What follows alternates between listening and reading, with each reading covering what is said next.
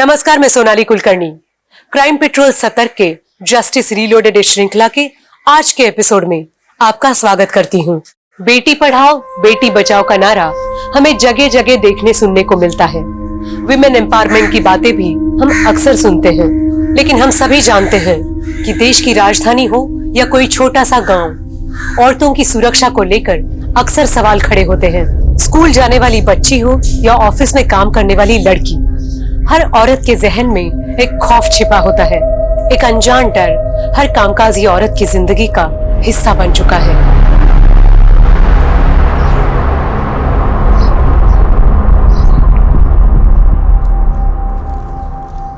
Good morning uncle. Good morning बेटा। Uncle दृष्टि कहाँ पर है? अंदर ही है कमरे में, जाओ मिल लो। हाँ।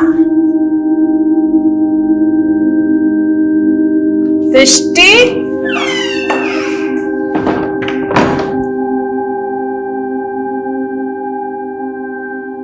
अंकल दृष्टि तो नहीं है कमरे में। अंदर ही है। बाथरूम में देखा तुमने? नहीं। जरा देखो। हाँ। दृष्टि,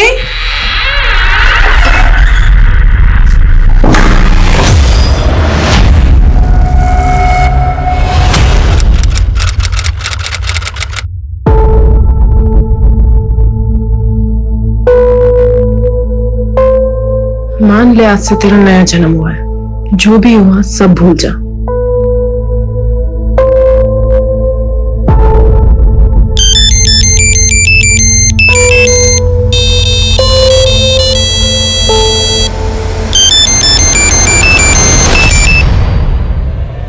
दुल्हनी, तेरी बड़ी याद आ रही। मिलने आना। और तूने ना किया ना, शादी भी टूट जाएगी। तेरा बिना कपड़े वाला फोटो है ना, वो तेरे होने वाले पति को भेज दूंगा।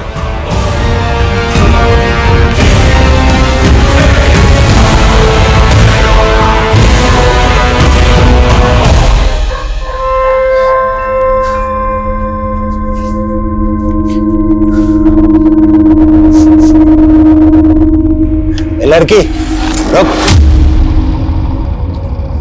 कौन है तू? हाँ, कौन है? और इतनी रात को अकेले में कहाँ घूम रही है? वो सर जी, वो दवाई लेने के।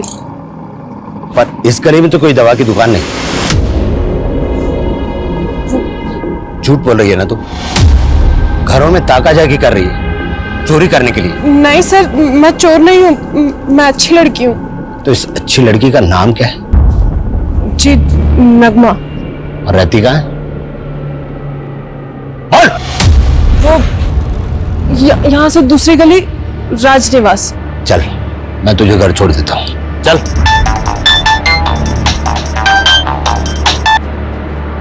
जी जनाब। जी बिल्कुल पहुंच जाऊंगा। जी जनाब। चल।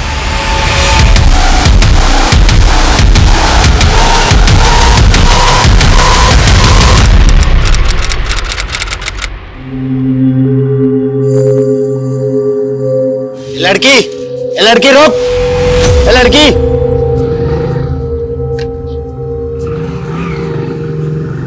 ए लड़की रुक। ए, इतनी देर से आवाज लगा रहा हूं, सुनाई नहीं देता? उस दिन चकमा देके भाग गई थी ना, हैं? अब नहीं बच पाएगी।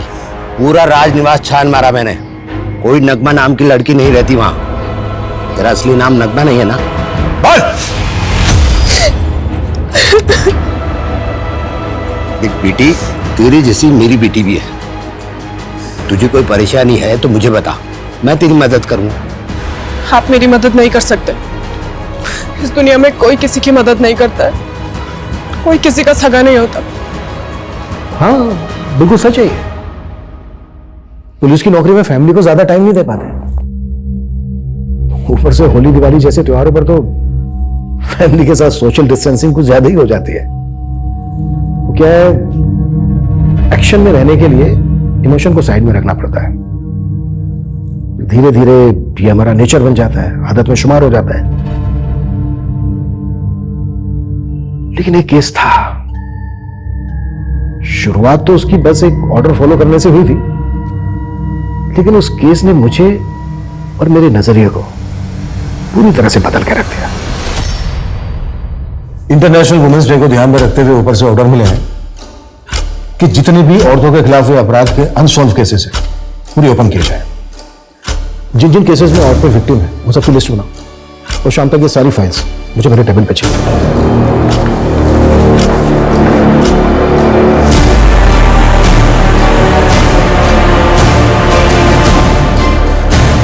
सर हमने 3 केस नोट डाउन किए। ये हमारे फर्स्ट केस की फाइल।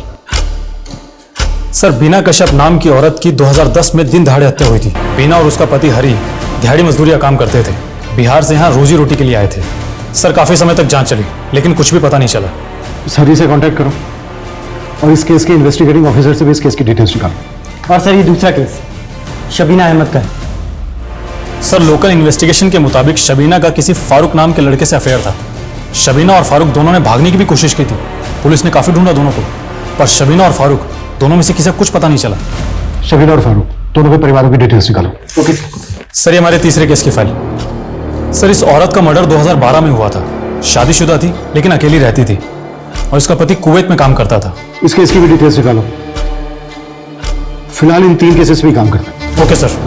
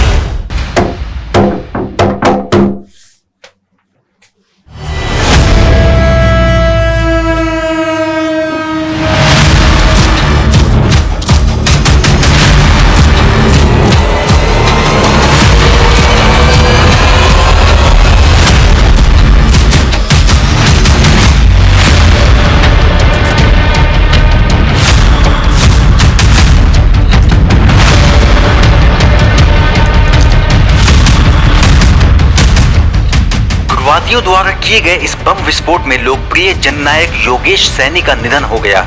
इस खौफनाक हादसे के पीछे किस संगठन का हाथ है यह अब तक नहीं पता चल पाया है।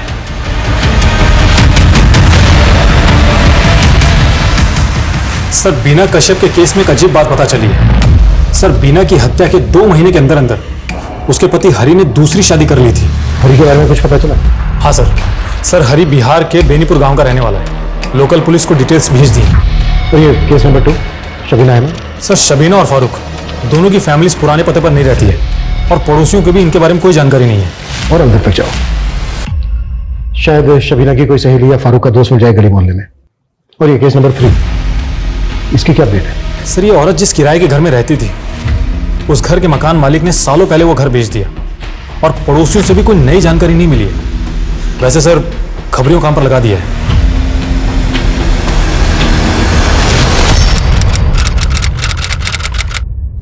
Thank you.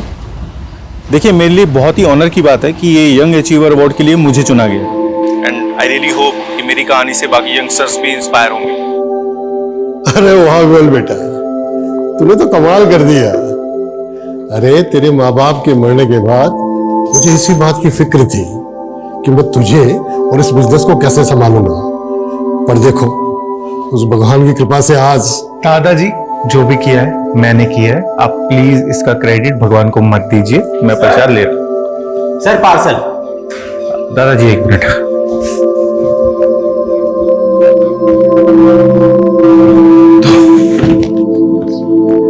सर आप भगवान को नहीं मानते, नास्तिक हैं।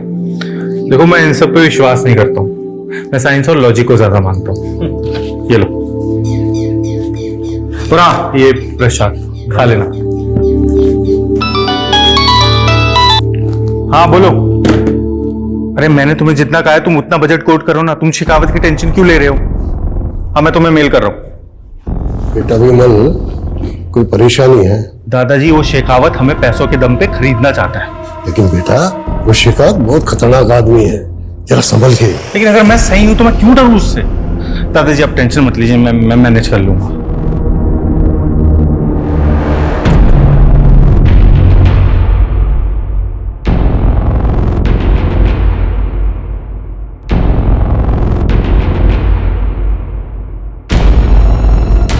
मुरली क्या हुआ, कुछ काम है क्या? कहना है कुछ? सर वो मेरी बीवी की तबीयत खराब है, आधे दिन की छुट्टी चाहिए। आपको घर ड्रॉप करके मैं... सुनो, तुम एक काम करो, तुम गाड़ी यहीं पे रोक दो और तुम घर चले जाओ। जाओ, मैं खुद से ड्राइव करके चला जाऊंगा।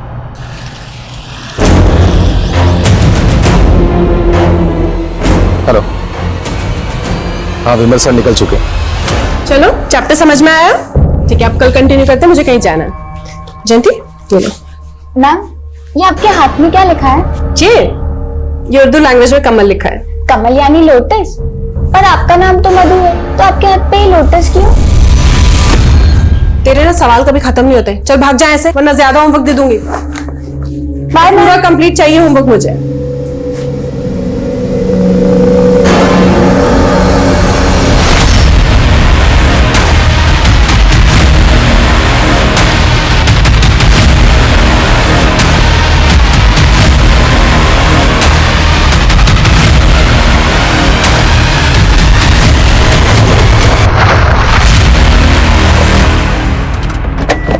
क्या बदतमीजी है?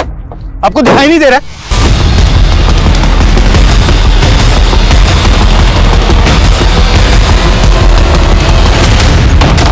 मधु, तुझे अंदाजा भी है तूने क्या देखा है? एक खून के केस की चश्मदीद गवाह है तू। अरे क्या जरूरत थी पुलिस को ये सब बताने की? प्रेम, अब देखना पुलिस बार बार परेशान कर देगी तुझे। प्रेम शांत हो जाओ ना। माफ कर दे मुझे, मैं गुस्से में बहुत कुछ बोल गया ना, पर क्या करूं, तेरी फिक्र होती है मुझे। तुम टेंशन मत लो, एक बार हम कुवैत चले जाएंगे ना तो ये सारी प्रॉब्लम से छुटकारा मिल जाएगा। इतना आसान नहीं है मधु। वो जो 4 लाख तूने गहने बेचकर मुझे दिए थे, उससे सिर्फ मेरा वीजा और वर्क परमिट बना है, बस। तो मतलब तुम अकेले कुवैत जाओगे मुझे छोड़कर? कुछ ही महीनों की तो बात है मधु। एक बार बस मैं वहां पहुंच गया तो फौरन पैसे कमाने के इंतजाम करने में लग जाऊंगा और फिर तुझे भी वहां बुला लूंगा। प्रेम, लेकिन मैं यहाँ अकेले तुम्हारे बिना... मधु, तुझे मुझ पर भरोसा तो है ना? अगर नहीं है तो बता दे, मैं उन्हें मना कर देता हूँ। नहीं, तुम जाओ, मैं तुम्हारा वेट कर लूंगी। मधु, तुम कितनी अच्छी हो, सबसे अच्छी। ठीक है, अभी खाना बना दो। हाँ।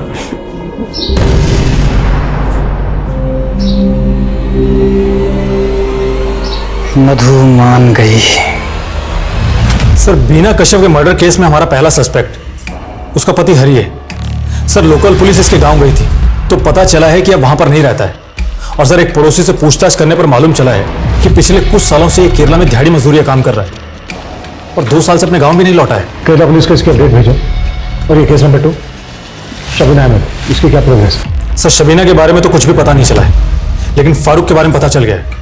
लोकल टीम उससे पूछताछ करने निकल चुकी है। और केस नंबर 3, इसकी क्या अपडेट है? सर, इस केस के इन्वेस्टिगेटिंग ऑफिसर को मैंने पुलिस स्टेशन बुला लिया है। प्रेम, लो। अच्छा सुनो, फ्लाइट में बैठते ही मुझे फोन करना भूलना नहीं। ये भी कोई कहने की बात है? और देखना 4-5 महीने बाद तुझे भी वहां बुला लूंगा। प्रेम, मुझे भूल तो नहीं जाओगे ना? ऐसी बात कर दी है मधु, अगर तू नहीं होती तो मैं कभी कुवैत जा ही नहीं पाता। अब अगर तू ऐसे उदास रहेगी तो मैं जा नहीं पाऊंगा ना। थोड़ा हंस दे। अरे प्रेम भाई, वो गाड़ी आ गई है। सामान रख दूं मैं? हाँ, अरे मैं कुछ भूल गया। अरे मधु भाभी, मैं रख रहा हूं ना। और आप ना फिक्र बिल्कुल मत करना, मतलब प्रेम भाई जा रहे हैं तो क्या हुआ, हम तो हैं आपकी खिदमत में, पूरा ख्याल रखेंगे आपका। अरे प्रेम भाई क्या कर रहे हो? मुझे अरे जा रहा हूँ, हमारे लिए कुछ लेकर आना। हाँ आइए।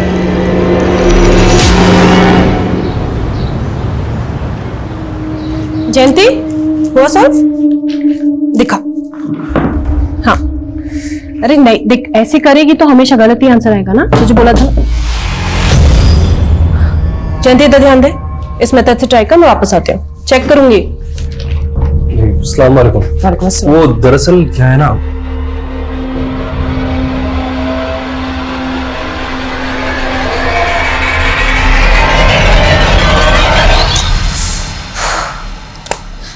मधु मैम,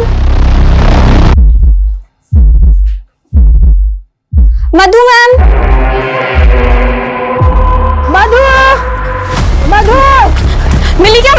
नहीं, हमने पानी टंकी के पास देखा पर मधु कहीं नहीं मिली।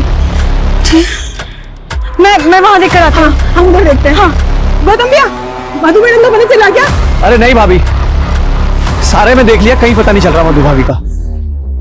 मुझे लगता है प्रेम भाई को हमें बता देना चाहिए। हाँ।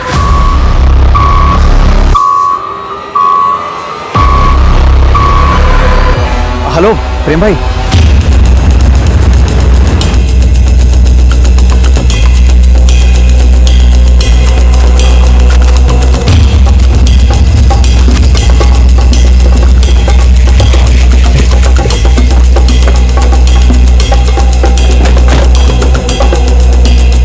पीछे हटिए, पीछे पीछे पीछे पीछे चलिए।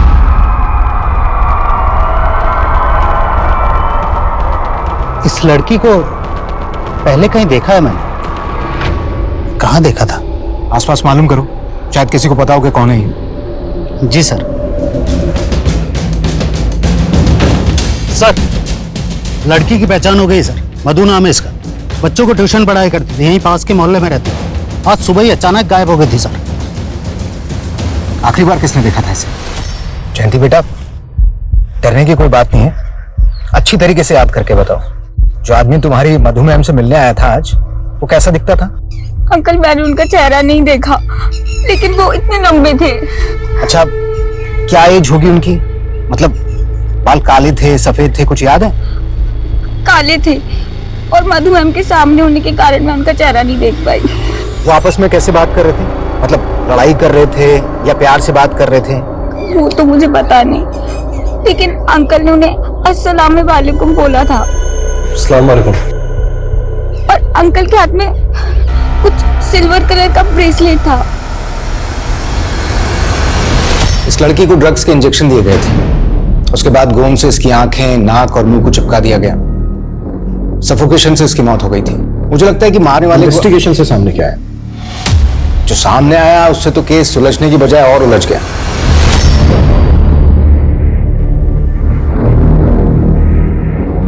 सर, मैंने आपसे कहा था ना कि इस लड़की को पहले मैंने देखा है। इस लड़की का नाम मधु नहीं, नीलोफर है। जी सर। पर आपको कैसे पता? ये देखो, ये इसके हाथ पर उर्दू में एक टैटू बना हुआ है। मैंने पता करवाया, ये नीलोफर लिखा हुआ है।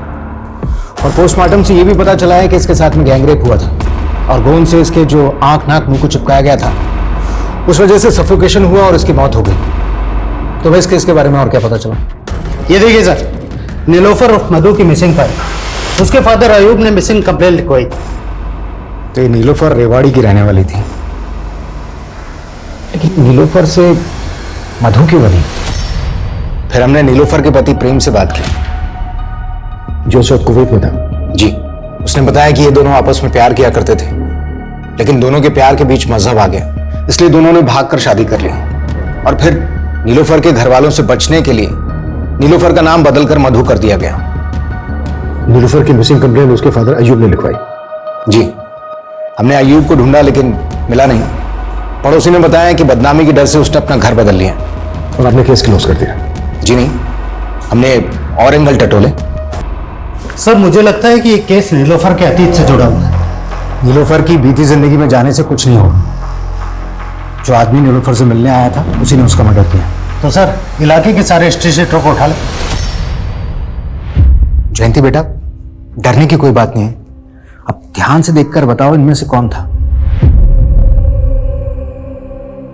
डरो मत, तुम उन लोगों को देख सकती हो, वो तुम्हें नहीं देख सकते। वो तो नहीं था, या वो वाला? हम काफी महीनों तक इस केस में लगे रहे, मगर कोई क्लू नहीं मिला। फिर मेरा ट्रांसफर हो गया। सिर्फ यही कह सकता हूं कि इस केस में मैंने अपनी तरफ से कोई कोर कसर नहीं छोड़ी।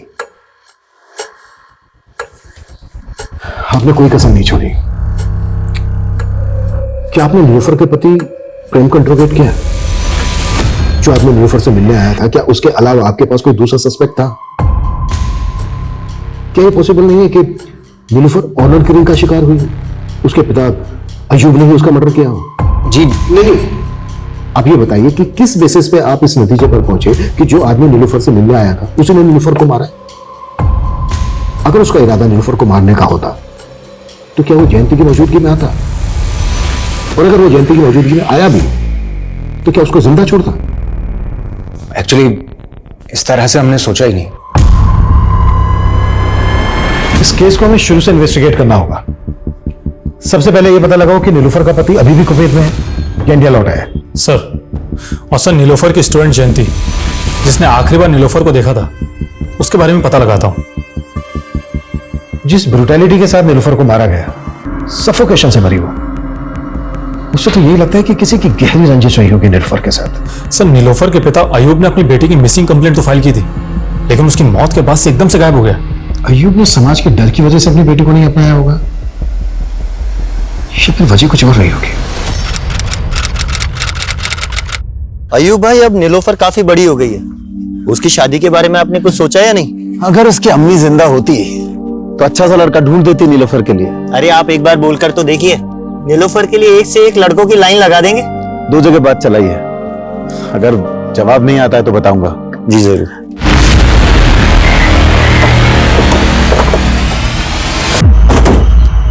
साहब 2 साल तक मधु और प्रेम मेरे यहाँ किराएदार थे। मधु की मौत के बाद पता चला कि उसका नाम नीलोफर था। 2 साल से जानते थे आप नीलूफर और प्रेम को। दोनों पति पत्नी के बीच रिश्ता कैसा था? साहब दोनों के बीच रिश्ते बहुत अच्छे थे, पर हाँ, एक बार मैंने मधु को बहुत आग बबूला होते देखा था। समझ में नहीं आता, एक बार में मिल गया ना जवाब, निकल। मधु बेटा, क्या हुआ? क्या किया गौतम ने? कुछ नहीं काका, गरीब की लुगाई सबकी भौजाई होती है। तो ये बात आपने उस वक्त पुलिस को क्यों नहीं बताई? बताई थी साहब, लेकिन इंस्पेक्टर साहब बोले कि वो लड़की, मतलब जयंती, जो नीलोफर के यहाँ पढ़ने आती थी, उसने जिस आदमी को देखा था उसका गौतम से हुलिया मेल नहीं खाता था। Can't believe it।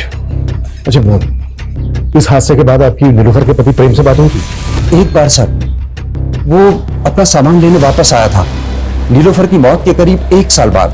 जब नीलूफर और प्रेम आपके मकान में रहने आए थे तो आपने उनकी आईडीज, डॉक्यूमेंट्स तो लिए होंगे। 10 साल पुरानी बात है, उस वक्त लिखा पढ़ी कहाँ होती थी। अनुज, ये गौतम हमारा पहला सस्पेक्ट है, पता लगाओ इसका। और बिना और शकीला के केस में क्या अपडेट है? सर, 2 टीम लगी हुई है और मैं खुद भी इन 2 केसेस के फॉलोअप ले रहा हूँ। ओके, पता नहीं क्यों मुझे ऐसा लग रहा है कि नीलूफर के केस में अभी भी बहुत कुछ सामने आना बाकी है।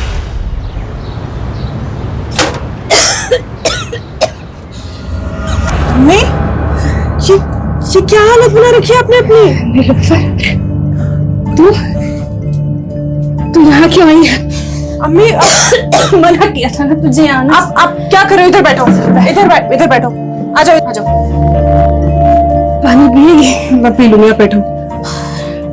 इतनी तबीयत खराब है आपकी, आपने मुझे बताया भी नहीं। इसमें बताने का क्या है बेटा? ट्यूमर है दिमाग में। ट्यूमर?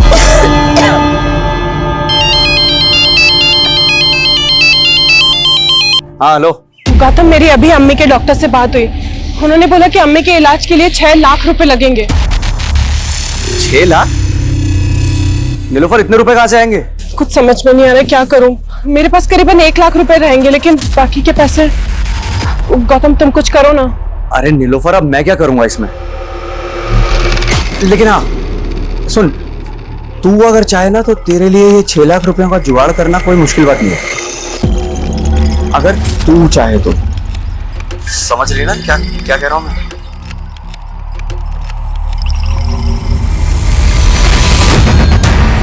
देख, बड़ा सेठ है। अरे तेरी फोटो देख के हिल गया था, अब तेरा जलवा देगा तो पिघल जाएगा। आ जाओ।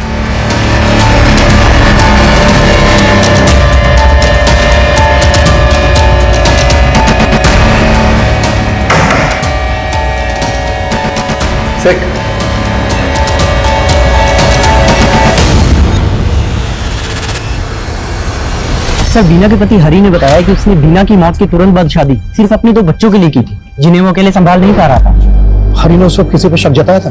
सर, उसकी कंस्ट्रक्शन साइट पे 2 मजदूर थे, दीपक और रुपेश। दोनों शराबी थे और बीना की उनसे कुछ कहासुनी भी हुई थी। हरी का स्टेटमेंट वेरीफाई करो सर। और शबीना केस पे क्या अपडेट है? सर, मेरी फारूक से बात हुई है, अब वो शादीशुदा है, लेकिन सर उसकी शादी शबीना से नहीं बल्कि किसी और ही लड़की से हुई है। और सर उसने शबीना को नहीं बुलाया था। फारूक पे नजर रखो और फारूक के दोस्तों से भी बात करो। सर। हाँ अनुज, सर नीलोफर के केस में एक अपडेट मिली है। सर इसका नाम विमल गुप्ता है और ये एक बिजनेसमैन था और नीलोफर इसके केस की चश्मदीद गवाह थी। और नीलोफर का मर्डर कब हुआ? सर इसके हियरिंग से 2 दिन पहले, और नीलोफर इसके हियरिंग में गवाही भी देने वाली थी। विमल केस में सस्पेक्ट कौन था? सर विमल के केस में प्राइम सस्पेक्ट ये गुंजेश नाम का डिलीवरी बॉय था। सर ठोस सबूत ना मिलने की वजह से कोर्ट ने इसे बरी कर दिया था। गुंजेश, इस पजल की आखिरी कड़ी एक गुंजेश ही हो सकता है। सालों पुराने केसेस को रीओपन करके किसी अंजाम तक पहुंचाना आसान नहीं होता। सबूत मिट चुके होते हैं, गवाह जुटाना मुश्किल होता है। मधु उर्फ नीलोफर के केस में भी कुछ ऐसा ही हो रहा था। इस केस का रुख मोड़ने वाला सबसे अहम गवाह अभी पुलिस की पहुंच से काफी दूर था।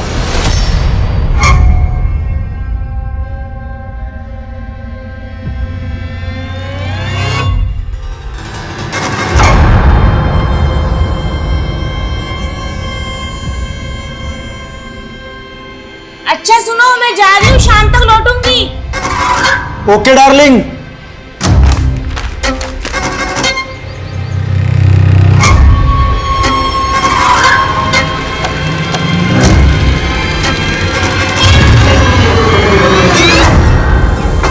अरे कहाँ चली मेरी रानी? नाटक कर रही है ना? बाती है, ठीक है? आपकी सारी बातें इस फोन में रिकॉर्ड हो चुकी है। लीजिए लीजिए, लंगोट के बड़े ढीले हैं आप। चलिए अब थोड़ा पैसा ढीला कीजिए, वरना ये सारी फुटेज ना मालकिन को दिखा दूंगी।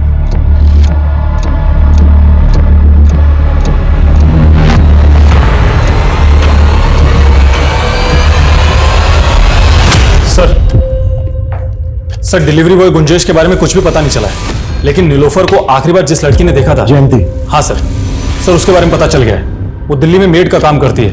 और नीलोफर के पिता अयूब के बारे में पता चल गया है। अयूब का है? जेल में, एक मर्डर के केस में 4 साल से जेल में है। मर्डर केस में?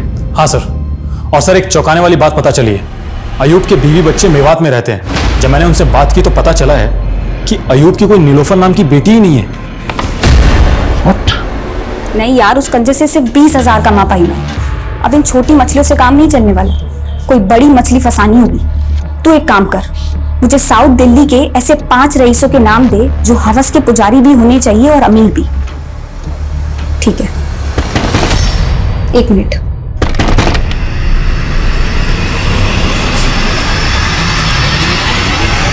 जी जयंती जी कहिए। मुझे तुम्हारी टीचर मधु के मर्डर के सिलसिले में तुमसे कुछ बात। लेकिन मुझे कोई बात नहीं करनी। सुनो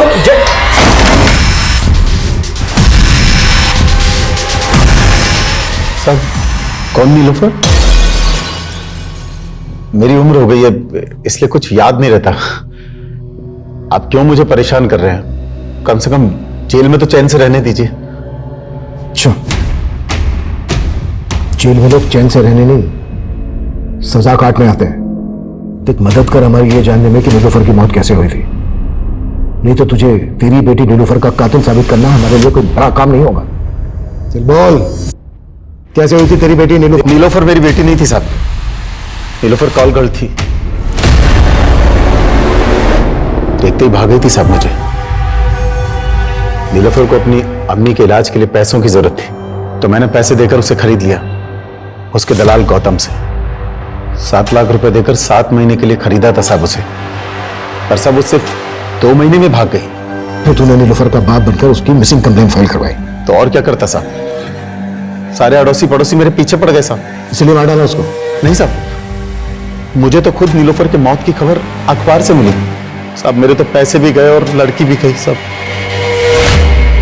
वो दलाल गौतम जिसे तूने नीलोफर को खरीदा था, कहाँ मिलेगा? वो सब होटल रोजवुड उसका पुराना अड्डा हुआ करता था, शायद अब भी वहां आता जाता हो।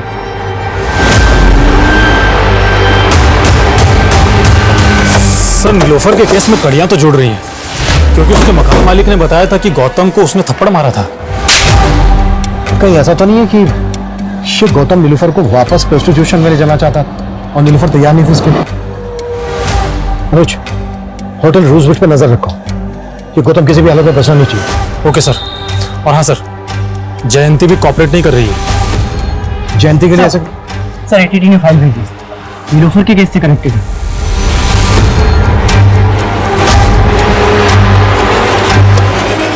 क्या हुआ सर? 11 साल पहले एक लीडर की ब्लास्ट में हत्या हुई थी। नीलोफर से भी पूछताछ हुई थी इस केस में। इस ब्लास्ट में इन्वॉल्व एक आदमी से रिलेशन थे नीलोफर के। उस वक्त नीलोफर ने एटीटी को बताया था कि वो एक कॉल कर रहा है, उसके बहुत सारे क्लाइंट हैं जिनके बैकग्राउंड के बारे में उसे कुछ नहीं पता। इसका मतलब नीलोफर के लिंक उग्रवादियों से भी थे। एटीटी को शक तो था नीलोफर पे, हालांकि कुछ साबित नहीं हुआ। पहले एक टीचर, उसके बाद कॉल कर, फिर उग्रवादियों से उसके संग। आखिर थी क्या ये लड़की?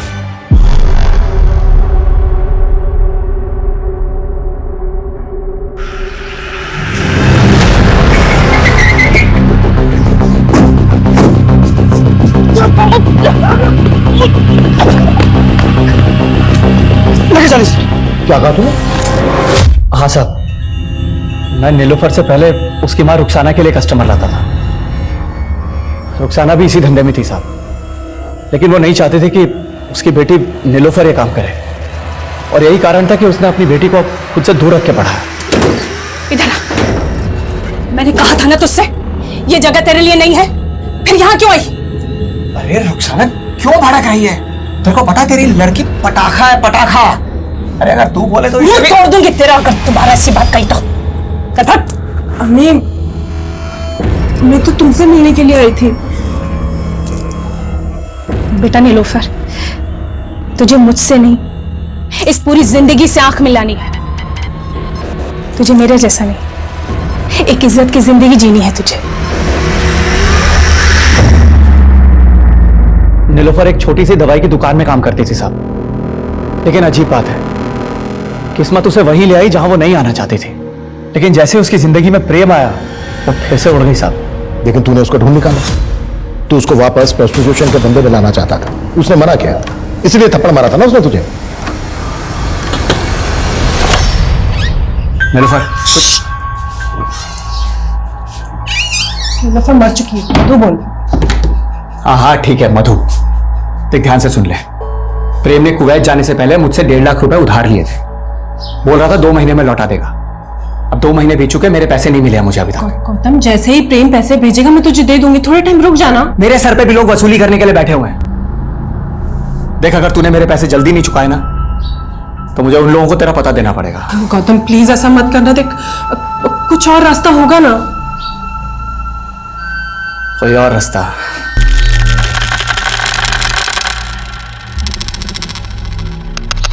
एक रास्ता है। उसने धंधा करने से मना कर दिया, इसलिए तूने उसको मार डाला। नहीं साहब, उसकी मौत से तो सच कहूं मेरा नुकसान ही हुआ है साहब। एक लड़की की जान चली गई और तुझे नुकसान की पड़ी है। इंस्पेक्टर साहब, ये नीलोफर कोई साधारण लड़की नहीं थी, लॉटरी थी, लॉटरी। कभी अयूब को लगी, कभी मुझे, तो कभी प्रेम को, और सबने उसका फायदा उठाया सर। प्रेम ने भी? हाँ साहब। कहाँ मिलेगा प्रेम? वो तो नहीं पता मुझे साहब, लेकिन अगर आप लोगों को मिल जाए तो मेरे पैसे निकलवा लेना उससे, और चाहिए तो थोड़े पैसे आप भी रख लेना। अरे अरे खास इंफॉर्मेशन दे सकता हूं आपको सर। सर एक औरत है आयशा कुरैशी नाम की। आयशा कुरैशी? हाँ सर, वो इस नीलोफर की बहुत अच्छी दोस्त हुआ करती थी। मुझे पक्का यकीन है कि उसे जरूर पता होगा इन दिनों ये प्रेम कहां पे है।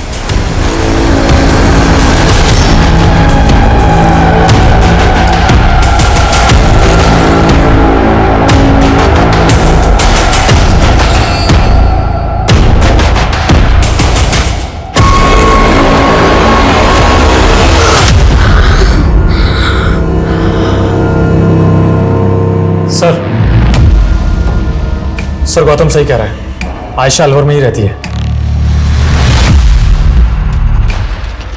नीलोफर का केस काफी उलझाने वाला है, अनुज कुछ तो है जो अभी भी इस केस में छूट रहा है। एनीवे, मैं जयंती से बात करने की कोशिश करता हूँ, तुम अलवर जाओ, आयशा से मिलो। सर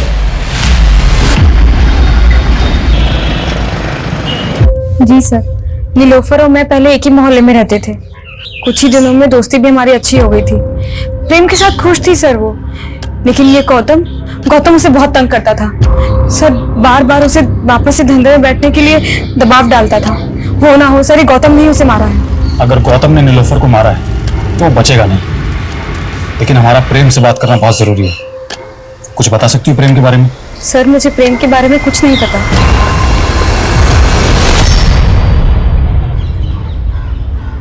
जयंती, मैं जानता हूं उस हादसे ने तुम्हारी जिंदगी बदल कर रख दी थी। देखो, अगर तुम हमें नीलोफर, मेरा मतलब है कि मधु के कातिल तक पहुंचने में मदद करोगी तो न सिर्फ मधु को इंसाफ मिलेगा बल्कि तुम्हें भी सुकून पहुंचेगा। सर, आज भी उस आदमी के पैरों की आहट मुझे डरा देती है। अब वो डरेगा। बस जितना तुम उस आदमी के बारे में जानती हो उसके बारे में ज्यादा से ज्यादा हमें बताने की कोशिश करो ताकि हम जल्दी से उस तक पहुंच सके। सर, मैं ज्यादा कुछ तो नहीं जानती, लेकिन उसने अपने हाथ में एक सिल्वर कलर का ब्रेसलेट पहना था। ब्रेसलेट? हाँ सर। अच्छा जयंती, मधु ने कभी जिक्र किया था तुमसे कि उसका पति प्रेम कहाँ का रहने वाला है? कुछ इस बारे में बताया था? हाँ, एक बार उन्होंने कहा था कि वो चूरू गांव के किसी ब्रह्मपुरी का रहने वाला है।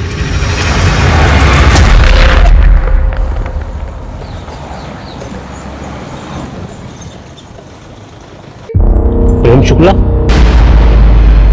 सब प्रेम को तो 2015 में किसी ने मार दिया था। कैसे हो सकता है? कितना नजदीक थे हम केस सॉल्व करने के। सर, प्रेम की पोस्टमार्टम रिपोर्ट। सर, रिपोर्ट के मुताबिक प्रेम की आंखें, मुंह, नाक भी और दोनों की बॉडी में सेम ड्रग के ट्रेसेस भी मिले थे। लेकिन नीलोफर को तड़पा तड़पा के मारा गया, जबकि प्रेम को मारने में जल्दबाजी दिखाई गई है। प्रेम की मौत सफोकेशन से नहीं हुई, उनकी फटल ब्लो से हुई। प्रेम के चेहरे और सर पर 5 बार वार किए गए। हो ना हो, नीलोफर और प्रेम का कातिल एक ही है। अनुज, नीलोफर और प्रेम के मर्डर की पहले की उनकी सारी एक्टिविटीज पता करो। Yes sir.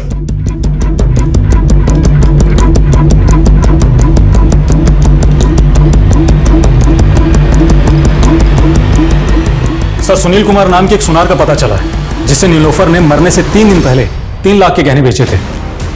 क्या नाम बताया तुमने सुनार?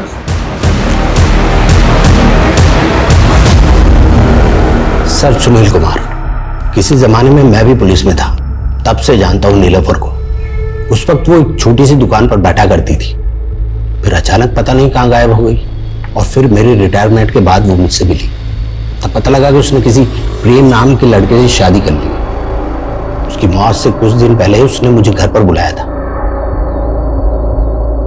बेटा, प्रेम को कुवैत भेजने के लिए तूने पहले ही कितने जेवर बेच दिए, अब ये भी बेच दी कि तू तेरे पास क्या बचेगा? चाचा, ये जेवर बेचकर मुझे भी कुवैत जाना है, प्रेम के पास। मुझे जेवर की नहीं, अपने पति की जरूरत है। आप देखिए ना, इनका जितना भी पैसा बनता है आप मुझे दे दीजिए। मुझे क्या पता था कि वो पैसे उसकी मौत से जा जुड़ेंगे। जरूर सर, इन पैसों की वजह से ही किसी ने मार दिया नीलोफर को। ठीक है सुनील, फिलहाल तुम जा सकते हो, जरूरत पड़ी तो दोबारा बुलाएंगे। जी सर। अनुज, अपने खबरों से कहो कि वो पता लगाएं कि नीलोफर के मर्डर के आसपास किसी के पास अचानक से बहुत सारे पैसे आए थे क्या? Yes sir.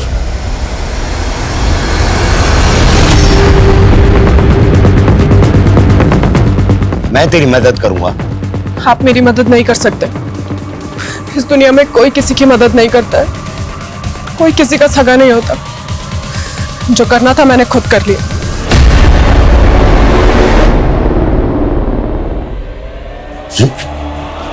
ये तो मर गया।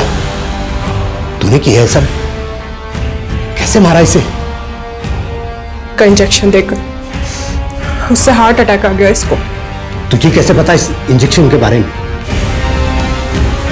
फार्मेसी की स्टूडेंट हूं मैं और इसको मैंने ही मारा। अरेस्ट कर लीजिए मुझे। मेरी भी बेटी है, मैं समझ सकता हूं कि तुझ पर क्या बीती होगी, और अब मेरी बात ध्यान से सुनो। तूने मनोहर लाल को नहीं मारा, ये हार्ट अटैक से मरा है। तू ये सब कुछ भूल जा और जा अपनी नई जिंदगी शुरू कर। जा बेटी, जा। और हाँ सर, उन 3 औरतों का मर्डर भी उसी ड्रग से हुआ था जिससे नीलोफर और प्रेम कुमार का हुआ था।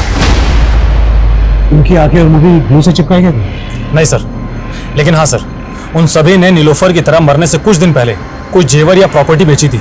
लाखों रुपए जमा थे उनके पास, जो उनको मारकर लूट लिए गए थे। ये किसी सीरियल किलर का काम तो नहीं है? सर नीलोफर के मोहल्ले में एक शोएब नाम का आदमी रहता था। सर वैसे तो कड़का था, लेकिन अचानक से उसके पास काफी पैसा आ गया था और नीलोफर की मौत के कुछ दिन बाद ही शोएब अपनी बीवी के साथ नए घर में शिफ्ट हो गया है। ये देखिए सर, ये उसका एड्रेस है। हाँ सर, शोएब मेरे पति है। कहाँ मिलेगा शोएब इस वक्त? सर वो अक्सर शहर के बाहर रहते हैं। अभी इस वक्त वो कहाँ है मुझे नहीं मालूम। ओके, कोई बात नहीं। शायद हो सकता है आयशा जी आपको याद ना आ रहा हो कि वो कहाँ है, तो कोई बात नहीं, हम याद दिलवा देंगे। ये पूजा है। पूजा, जरा आयशा जी को याद करवाओ। सर मैं बताती हूँ सर।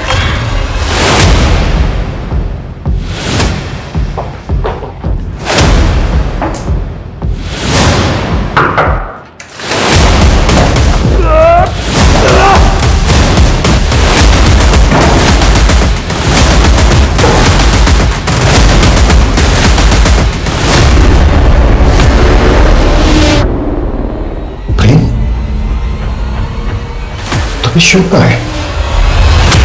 आयशा का पति शोएब का है? शोएब छोटा मोटा चोर था। जब वो जेल में था तो मैं और आयशा करीब आए और हम दोनों को प्यार हो गया। आइए आइए आयशा जी आइए, आप ही का इंतजार था, बता रही है। आगे बोल। आयशा शोएब को छोड़कर मेरे साथ शादी करना चाहती थी, इसलिए हमने एक प्लान बनाया था।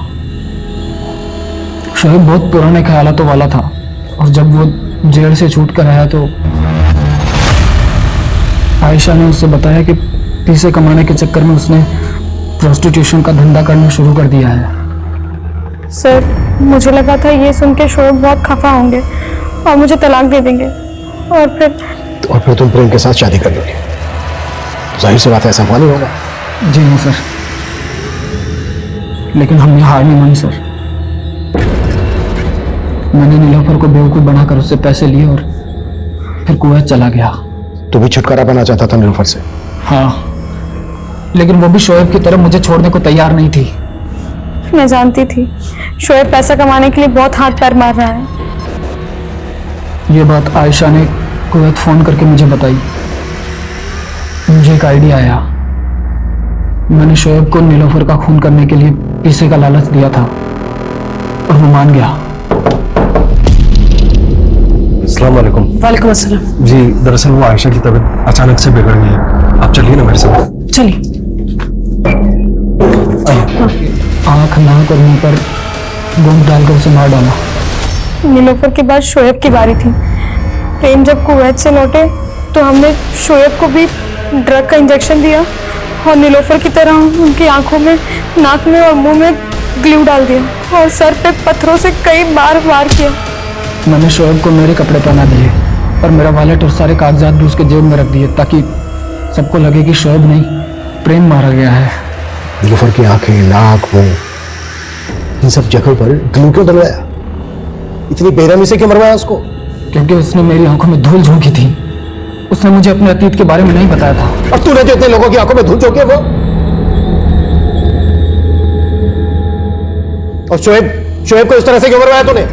ताकि पुलिस को लगे कि दोनों को एक इंसान ने मारा है। हम दोनों को लगा कि शोएब को कातिल समझकर पुलिस उसके पीछे जाएगी। नीलोफर की तरह और भी लड़कियां थी प्रोस्टिट्यूशन के धंधे में, उनको क्यों मरवाया? पैसे के लिए। पहले उन्हें मेरे प्यार के जाल में फंसाता और फिर शादी का वादा करता और पैसे मिलते ही मार डालता। क्या पाया है सब करके? एक दूसरे का साथ पाया सर। हम दोनों हर हाल में हमेशा एक दूसरे के साथ रहना चाहते थे। वो तो होने से रहा, क्योंकि जेल में आदमी और औरतों के लिए बैरक अलग अलग होते हैं।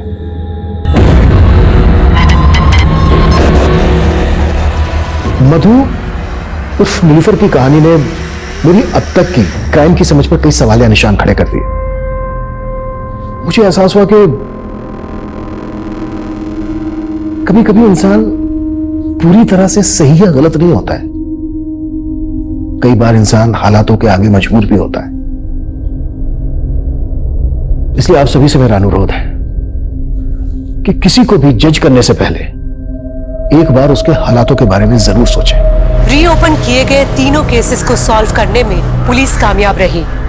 बीना की हत्या के जुर्म सर, आप भगवान को नहीं मानते, नास्तिक हैं। देखो, मैं इन सब पे विश्वास नहीं करता हूँ। मैं साइंस और लॉजिक को ज्यादा मानता हूँ। और उसकी बातों से गुंजेश की भावनाओं को ठेस पहुंची थी। प्रेम और आयशा ने मधु और शोएब की लाशों पर अपने प्यार का आशियाना बनाना चाहा, लेकिन जुर्म की दीवार से टिकी इमारत हमेशा ढह जाती है। इन केसेस की कामयाबी से एक बार फिर से ये बात साबित हो गई कि अपराधी कितना ही शातिर क्यों न हो, कानून के शिकंजे से ज्यादा देर बच के नहीं रह सकता। जैसे हर केस की एक नियति होती है, वैसे हर अपराधी की भी एक नियति होती है। Crime never page. हर मुजरिम की नियति में उसके अपराध का दंड लिखा होता है। अब मैं सोनाली कुलकर्णी आपसे विदा लेती हूँ। फिर मिलेंगे क्राइम पेट्रोल सतर्क जस्टिस रीलोडेड में एक नए केस के साथ। तब तक अपना और अपने परिवार का ख्याल रखिए। आप जानते हैं हम सब एक मुश्किल दौर से गुजर रहे हैं। कृपया मास्क पहने, सैनिटाइजर का इस्तेमाल करें और सोशल डिस्टेंसिंग ध्यान में रखें। देखते रहिए क्राइम पेट्रोल सतर्क। जय हिंद।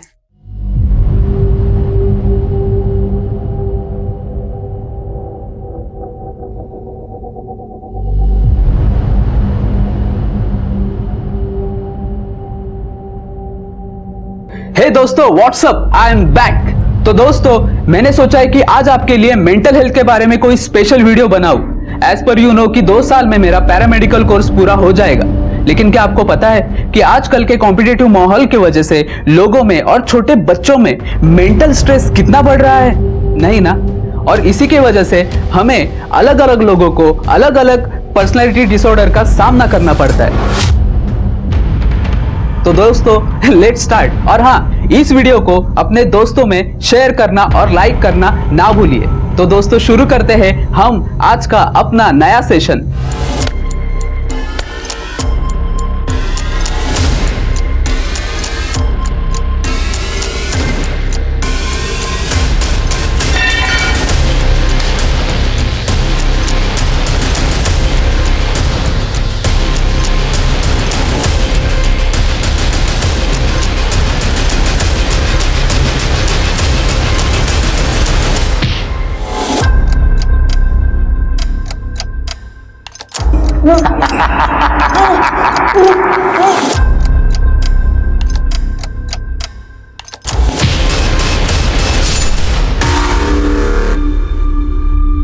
कुछ जुर्म के बारे में सुनकर ही हम सोचते हैं कि कैसे कोई इंसान ये सब कर सकता है। क्या ये सच में किसी इंसान का काम है या शैतान का? आज की हमारी कहानी में हम ऐसे ही क्रिमिनल्स की मानसिकता को समझने की कोशिश करेंगे जो जुर्म करते वक्त शायद ये भूल गए थे कि वो इंसान है। देना। अरे लेना। गप। क्या रे, इतना क्यों शर्मा रही है? कल रात को तो सब कुछ हो गया ना? गप। वो सब बंद कमरे में था, यहाँ कोई देख लेगा तो। अरे अपन तेरे गांव पुलिस से बहुत दूर है और 2 दिन में तू माधवी प्रथम कोली बनने वाली है और फिर तो मुझे लाइसेंस मिलने वाला है तेरे साथ मस्ती करने का। कब? लग्नानंतर।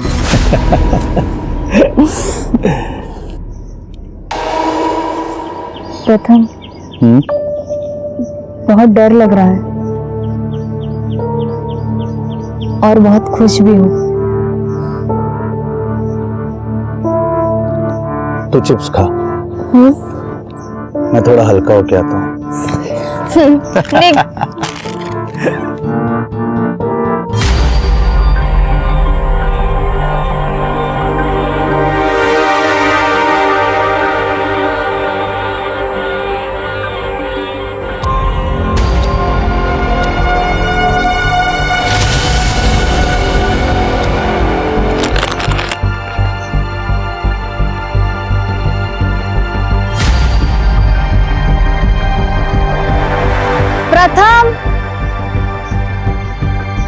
प्रथम,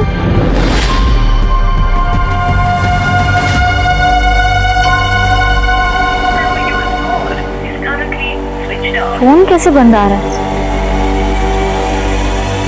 प्रथम, प्रथम,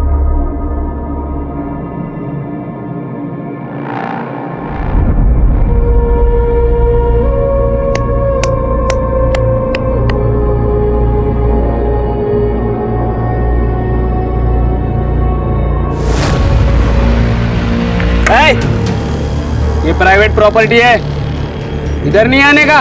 वो मेरा बॉयफ्रेंड मतलब मंगेतर, उसको देखा क्या? इधर कोई नहीं आता, निकलो इधर से।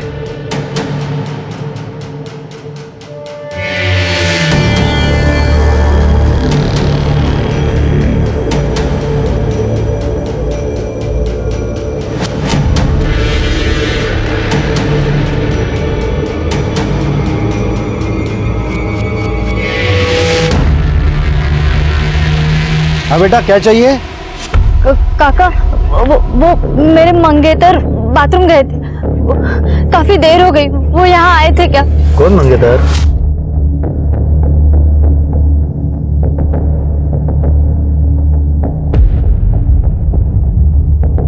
रव्या, हाँ इकड़े, इसको देखा क्या रे? बाथरूम गया होगा।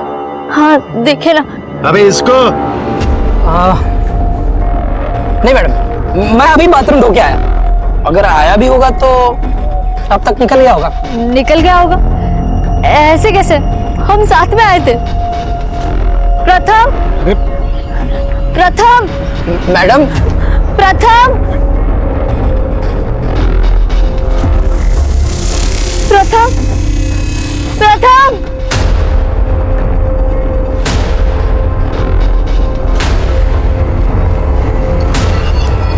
अरे मैडम, मैंने बोला था आपको, वो नहीं है इधर।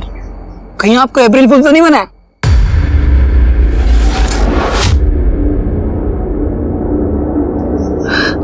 अरे मैडम रोइए मत, मैं हूं ना, रोइए मत मैडम जी, रोइए मत मैडम जी। मैडम मैं हूं यहाँ पे। काम कर अपना। आजा बेटा, आजा, इधर बैठो, आओ, ले बेटा पानी।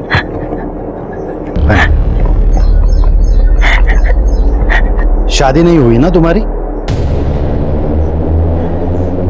ये लड़के लोग ऐसे ही होते हैं, इस्तेमाल करते हैं और छोड़ देते हैं। इसे बहुत सारे लड़कों को जानता हूं मैं। तू टाइम खोटी मत कर, तो अपने घर चली जा बेटा।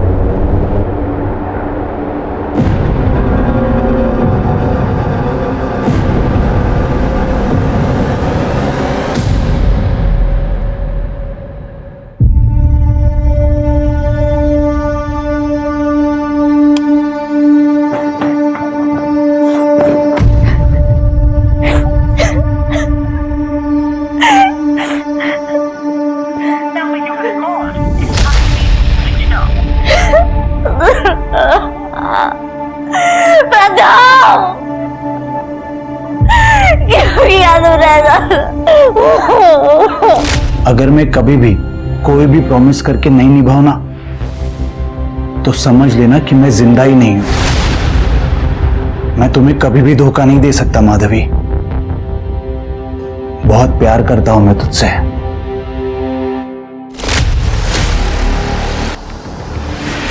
नहीं, मेरा प्रथम मुझे धोखा नहीं सकता।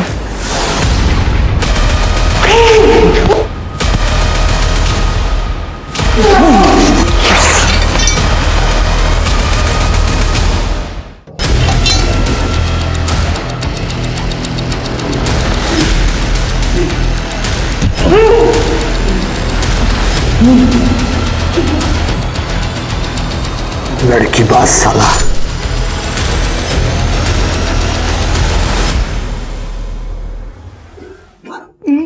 चल क्यों मारे मेरे बेटे को? मारू नहीं तो क्या आरती उतारू क्या इसकी? तूने बोला इसलिए इसको काम पे रखा ढाबे पे मेरे। क्या बोली रे तू? ये सुधर गया, ये सुधर गया ये लड़कीबाजी करता ये परवरिश की तूने इसकी? अरे माँ है ना तू इसकी। जैसा हुआ वैसा पाल लिया मैंने। कम से कम इसको छोड़ के किसी मर्द के साथ भाग नहीं गई मैं।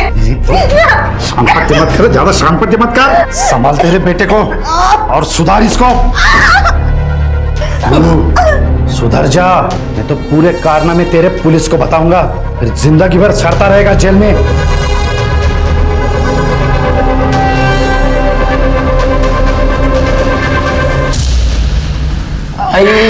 वो मैं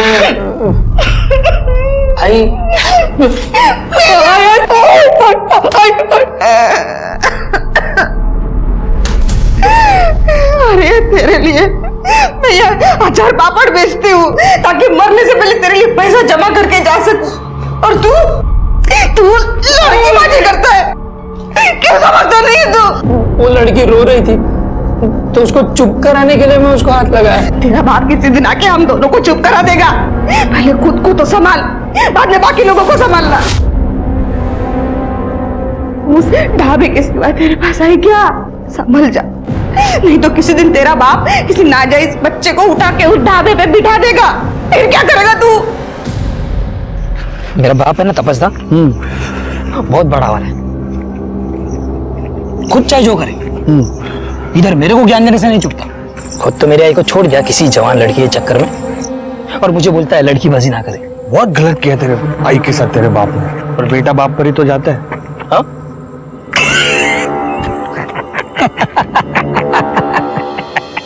अरे तपस्या, उस दिन वो ढाबे पे लड़की दिखी थी ना, क्या लड़की थी दादा, उसको देख के तो मेरा मुंह खोला का खोला रह गया। अरे तो प्रॉब्लम क्या है? अरे उसका बॉयफ्रेंड अभी गायब है, वो मैडम एकदम अकेली है। अकेली कहाँ है? हम है ना उसका अकेलापन दूर करने के लिए।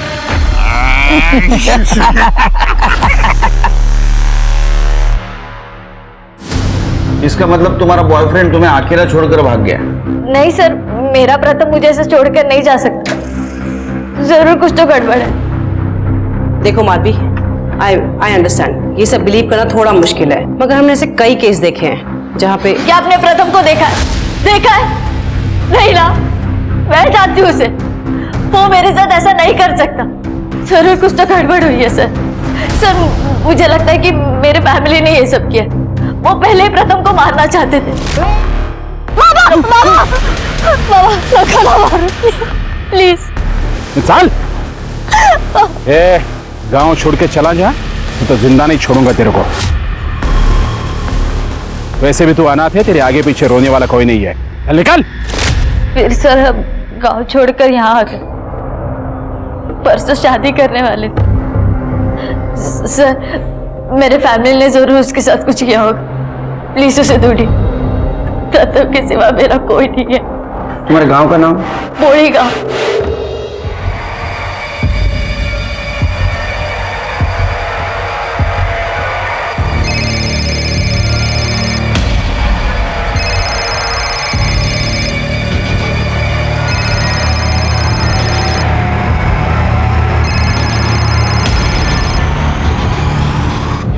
हाँ ये बोल। हो भाई कार्तिक, अरे काय झाले तुला? आई कुछ नहीं हुआ है, बिना बात का पतंगड़ मत बना, नॉर्मल हूं मैं। क्यों ना करूं, आई हूं तुम्हारी। अरे कितनी मार लगी है मेरे बेटे को, फिर से किसी से लड़ाई हुई क्या? आई वो एक लड़का एक लड़के के साथ बदतमीजी। मैंने कितनी बार समझाया तुझे, मैंने तुझे वहां पढ़ाई करने भेजा है, मारा मारी नहीं। आई अब ज्यादा ज्ञान मत दे, बाद में बात करता हूँ। अरे सुन तो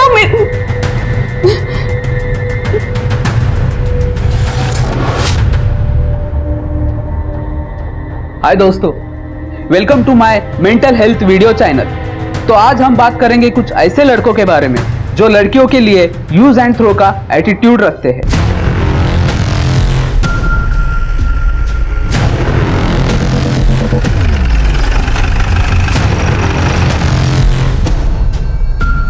मैडम हम सिर्फ हमारे कस्टमर्स को ही बाथरूम यूज करने देते हैं, अगर ये यहाँ पे आया भी होगा तो पीछे से आया होगा और वहीं से निकल गया होगा। मैडम आप चाहे तो पूरा ढाबा चेक कर सकते हैं। अच्छा, इसको देखा था यहाँ जिस दिन प्रथम गायब हुआ? नहीं मैडम, क्या है वो मुझे डायबिटीज़ है तो मुझे टाइम पे खाना खाना पड़ता है, तो मैंने खाना खा के काम पे लग गया तो नहीं देखा मैंने।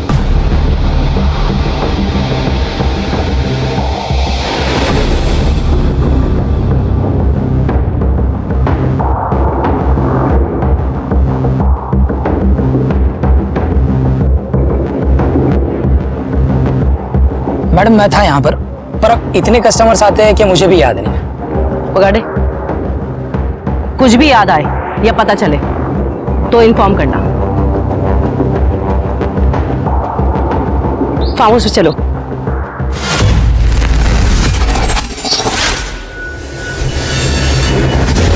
रुको रुको रुको रुको रुको, ये प्राइवेट प्रॉपर्टी है, इधर अंदर नहीं आने का। अरे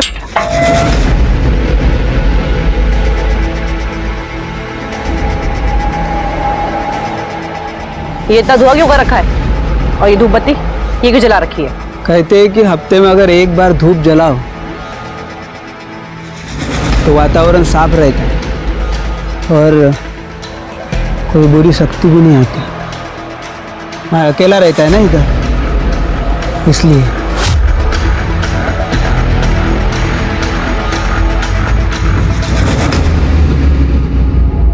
इस पे नजर रखो। मैडम, सर मुझे अपने साथ पोड़ी गांव क्यों नहीं लेकर गए? माधवी, तुम्हारी सेफ्टी के लिए। तुम वहां से भाग कर आई हो, पता नहीं वो लोग तुम्हें देख के कैसे रिएक्ट करेंगे।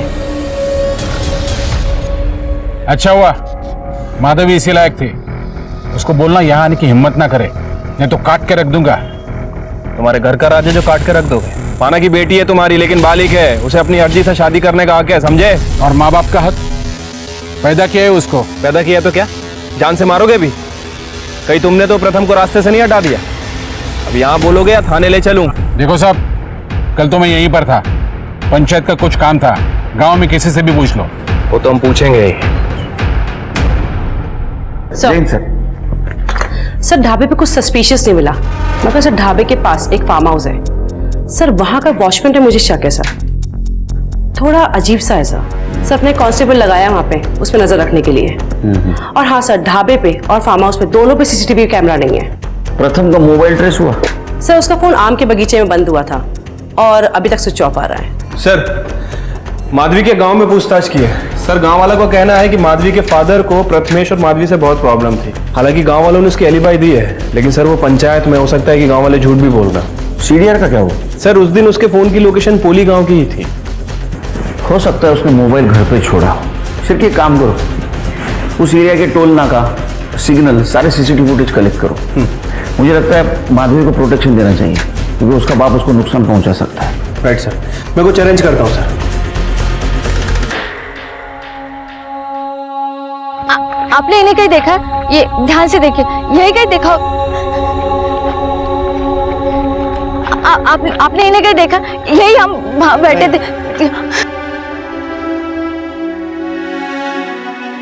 माधवी, चलना यार, शादी करते हैं। ये क्या था? प्रपोज कर रहा हूं।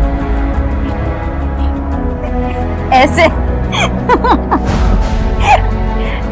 ऐसे प्रपोज करेगा ना तो मैं क्या, कोई भी लड़की तुझसे शादी नहीं करेगी। जरा सुधा रोमांटिक नहीं है ना तू। देख, मैं इतना रोमांटिक तो नहीं हूं, लेकिन रिस्पॉन्सिबल हूं। तेरी हर जिम्मेदारी, हर जरूरत अपनी ड्यूटी मानूंगा। प्यार जताना नहीं जानता, लेकिन तुझसे बहुत प्यार करता हूं मैं, इतना कि तुझे अपना नाम देना चाहता हूं। हीरे की अंगूठी तो नहीं है मेरे पास, लेकिन ये हीरेलाल का बटाटा वड़ा रोज खिलाऊंगा।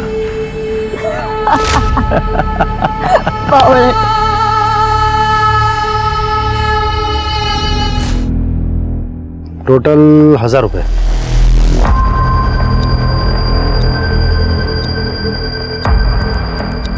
और कार्तिक? हाँ काका। खाना कैसा है?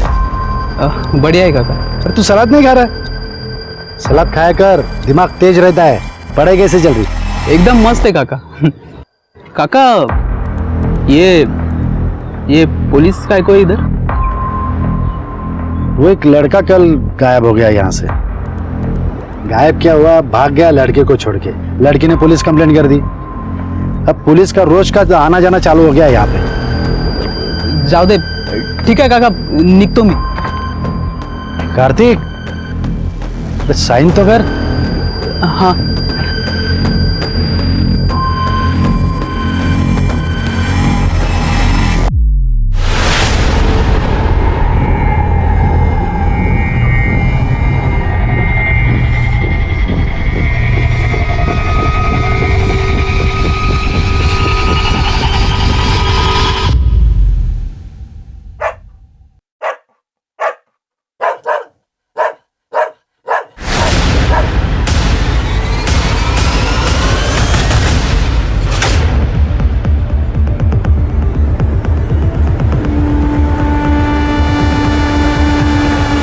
सर ये तो प्रथम ही लग रहा है।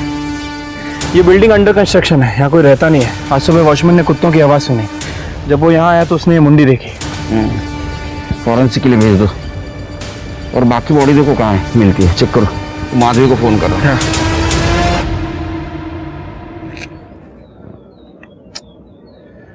त्रुप्ति, ये जगह ढाबा और फार्म हाउस इससे ज्यादा दूर नहीं है। मतलब जो कुछ भी हुआ है ढाबा और फार्म हाउस के बीच में ही हुआ।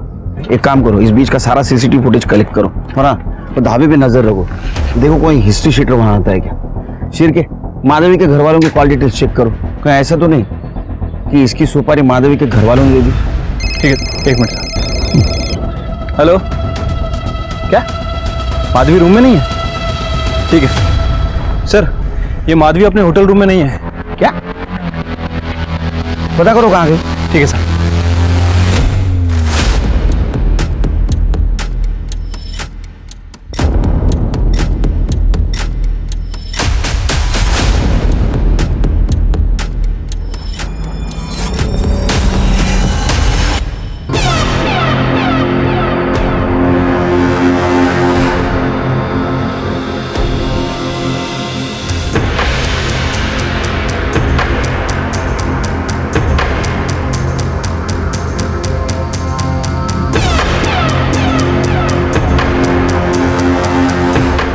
पूरा कमरा अच्छे से चेक करो। सर कुछ नहीं। आखिर ये चली कहाँ गई? सर माधवी के पिताजी का फोन कल पूरे दिन स्विच ऑफ था। हो सकता है उसको पता चल गया कि ये प्रथम माधवी को धोखा दे रहा है, तो उसने उसको मार दिया होगा। पता करो कहाँ है। Okay sir. देखो देखो, कुछ नहीं मिलने वाला। सर घर के पीछे एक पेटी में तलवार मिली, इसके ऊपर खून के दाग भी है।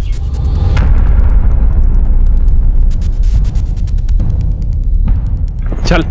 अरे सब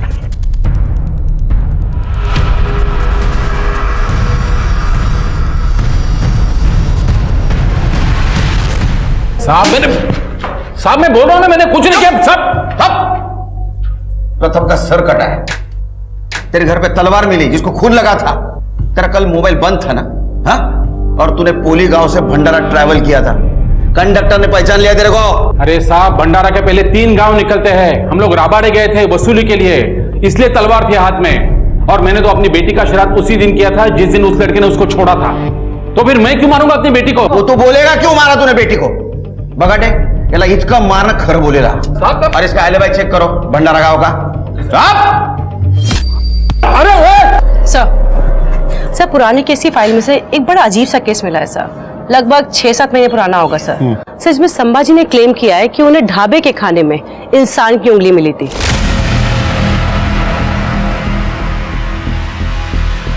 सर मैंने एविडेंस मंगवाए हैं और उसमें एक रिंग मिली है सर। कितने महीने पहले का केस है? सर लगभग कुछ 6-7 महीने पुराना केस था सर। सर मेरे से पहले जो एएसआई थे उन्होंने एक केस लिखा था और उसके बाद एक केस क्लोज कर दिया। पर सर संभाजी का कहना है कि बाबूराव और संभाजी की कुछ लड़ाई झगड़ा वगैरह हुआ था सर। उसके बाद उन दोनों की जो पार्टनरशिप थी ढाबे में वो खत्म हो गई थी सर। तो सर बाबूराव का कहना है कि संभाजी उनके ढाबे को बदनाम करने के लिए ये सब कर रहे हैं। 6 महीने पहले का केस मतलब मेरी ट्रांसफर होने के पहले का। एक काम करो, उस वक्त जिस एएसआई ने लिखा था केस, उससे कांटेक्ट करो, फॉलोअप लो इस केस का। उस संभाजी के बारे में डिटेल्स निकालो और वो अंगूठी के बारे में भी। सर, ये माधवी के बारे में कुछ पता नहीं चल रहा है। कल शाम को कुछ लोगों ने उसे होटल में देखा था और उसके बाद से वो गायब है। उसका फोन भी वो होटल के आसपास वाले एरिया से स्विच ऑफ है। ये होटल सुनसान एरिया में ना, जंगल जैसे। एक काम करो शिल्पी, अपनी टीम को सर्च करने के लिए बोलो और सीसीटीवी फुटेज में देखो कोई गाड़ी पास हुई है क्या। राइट साहब।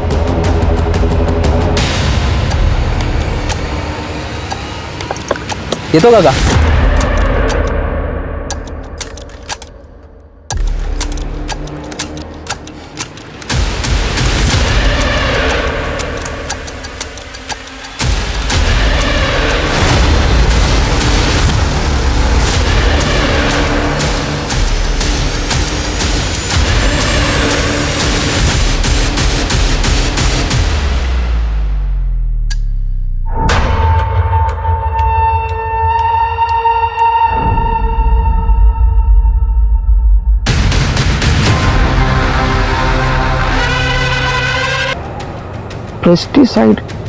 पेस्टिसाइड की बात आ रही है ना। एक काम करो शिल्पी, इस रास्ते में जितने भी सीसीटीवी है सबका फुटेज कलेक्ट करो और आसपास पता करो कहीं पेस्टिसाइड का कारखाना या शॉप है क्या। अब तक पुलिस को लग रहा था ये ऑनर किलिंग का मामला होगा। माधवी के घर वालों ने प्रथम को मारा होगा। शायद माधवी को पाने के लिए किसी ने प्रथम की जान ली हो। कोई एक्स बॉयफ्रेंड या जिल्टेड लवर जिसने माधवी के साथ इतना ब्रूटल रेप किया था। पुलिस के सामने कई एंगल थे जो उन्हें टटोलने थे। वहीं दूसरी तरफ पुलिस को बाबूराव के ढाबे के बारे में अजीब अजीब बातें पता चल रही थी। कभी तो लग रहा था कि पुलिस के सामने दो अलग अलग केसेस हैं और कभी ऐसा लग रहा था कि दोनों केसेस में कोई ना कोई कड़ी है जो उन्हें जोड़ती है। पर माधवी के रेप इन्वेस्टिगेशन में एक तीसरा एंगल सामने आया जो पुलिस ने भी नहीं सोचा था। सर, ये पेस्ट कंट्रोल की गाड़ी है जो 10 दिन पहले चोरी हो गई थी, लेकिन जब मैंने चेक किया तो पता चला कि इसका नंबर चेंज किया गया है, लेकिन गाड़ी वही है। और एक और इंटरेस्टिंग बात, माधवी जिस होटल में रह रही थी ये गाड़ी 2 से 3 बार वहां देखी गई है। ड्राइवर को जूम कर,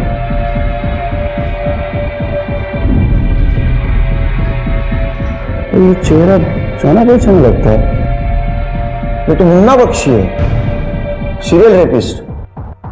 मुन्ना बख्शी? हाँ, अरे भोपाल पुलिस को वांटेड है ये 3 रेप केस और मर्डर केस में। हाँ सर, इसके बारे में सुना तो है, बड़ा ही साइको है। अरे मैं नागपुर में था ना तो भोपाल पुलिस के साथ इसको ढूंढ रहा था, नहीं मिला मुझे। अभी मिलने से ठोकता हूं इसको।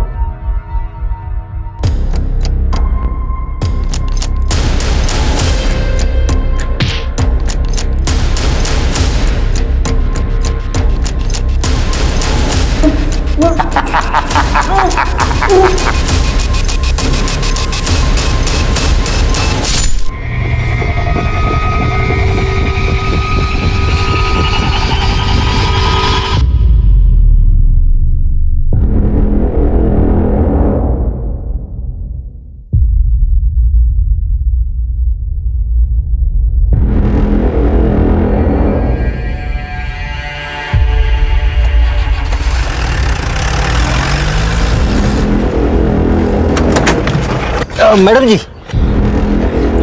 कहीं जाना है आपको? बस ये आगे शंकरवाड़ी है ना, वहीं तक जाना। शंकरवाड़ी? मैडम वो तो यहाँ से 5 किलोमीटर दूर है मैडम, वहां तक आप चल के जाओगी?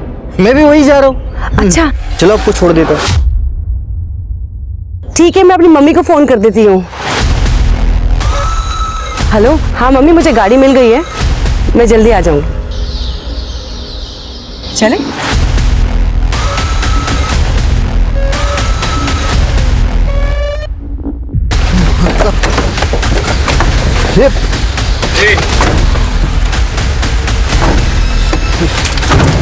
सब चल पुलिस स्टेशन। मैंने क्या किया साहब?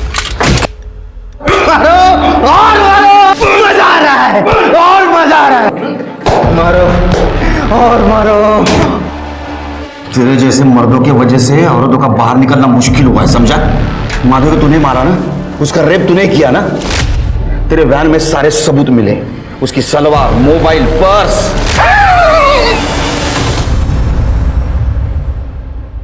अपुनिश मारा उसको। प्रथम का मर्डर भी तूने किया ना? उसका सर काटा तूने, उसकी बॉडी कहाँ है? कौन प्रथम? उन मर्दों को हाथ नहीं लगाता। अपने को तो खाली औरतें अच्छी लगती है। शिरके, माधवी के फैमिली को इन्फॉर्म कर दो और प्रथम की बॉडी ढूंढ लो। बगाटे, 2 दिन कोर्ट को छुट्टी है। इसकी चार्जशीट बनाने के पहले इसको इतना मारो कि इसके बॉडी का पार्ट काम करने लायक नहीं रहना चाहिए। अब हंस।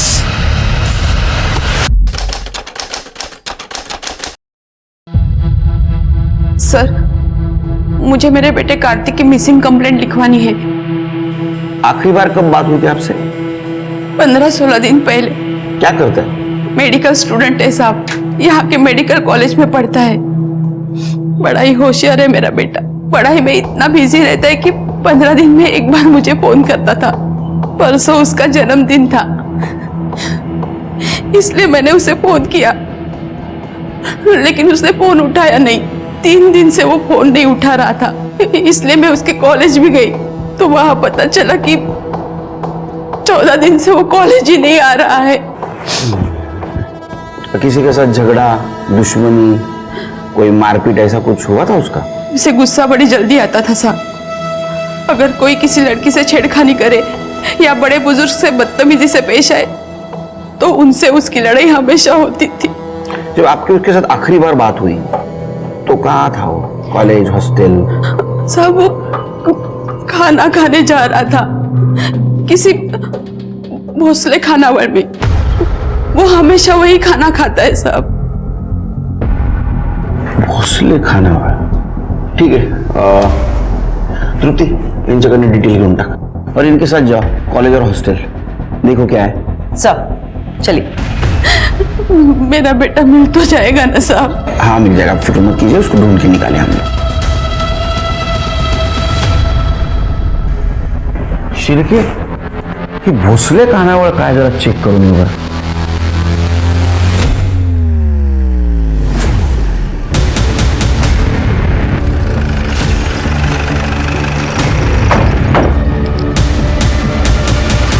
ऐसे कैसे गायब हो गया लड़का? तुम बता सकते हो ना बाबूराव, तुम्हारा धाबा है। पहले प्रथम, अब ये कार्तिक, 2 लड़के गायब हो गए तुम्हारे धाबे से। नहीं, प्रथम के बारे में मैं कुछ नहीं जानता, लेकिन हाँ कार्तिक के बारे में जानता हूँ। उसका खाता चलता है यहाँ पे। ये देखिए ना साहब,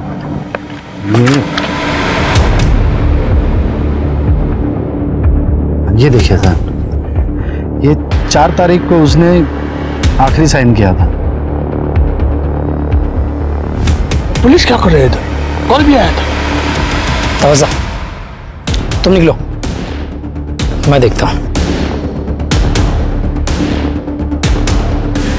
बाबा, वो ढाबे पे ऐसे पुलिस हर रोज आते जाती है तो बहुत बदनामी हो रही है ढाबे की। चुप कर। तेरा नाम क्या है बेटा? रवि। रवि बेटा, इंसान के बदनामी से ज्यादा इंपॉर्टेंट उसकी जान है, समझा ना? हमें टाइम पास करने नहीं आते। तुम्हारे ढाबे के खिलाफ कंप्लेंट आई है इसके पहले भी, समझा? साहब अब क्या कहेंगे साहब, जिसका धंधा अच्छा चलता है ना उसके अपने भी जलने लगते हैं। मेरा पार्टनर था संभाजी, बहुत दारू पीता था। बोलता था यहाँ पे लड़की लोग खड़ा करेंगे वो ट्रक ड्राइवर के लिए। साहब मेरे को फैमिली ढाबा चलाने का है, तो हमारी लड़ाई हो गई, मैंने उसको निकाल दिया। उसने पुलिस कंप्लेंट कर दी। अब क्या कहे साहब, ये कौन करता है क्या जाने। कोई तो सब पता करना है ना, ये सब कौन कर रहा है, समझे रहे हो बेटा?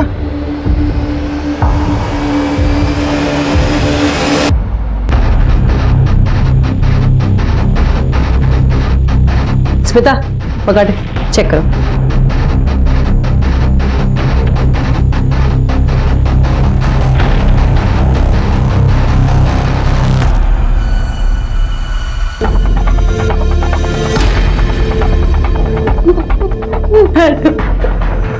आप कुछ भी कीजिए लेकिन मेरे बेटे को ढूंढिए। आप परेशान मत होइए, हम पूरी कोशिश कर रहे हैं। सर मैंने कार्तिक के बारे में पता किया। सर सबने उसकी बहुत तारीफ करी। थोड़ा टेढ़ा था सर, पर बहुत हेल्पफुल था सर। अपने काम से काम रखता था सर।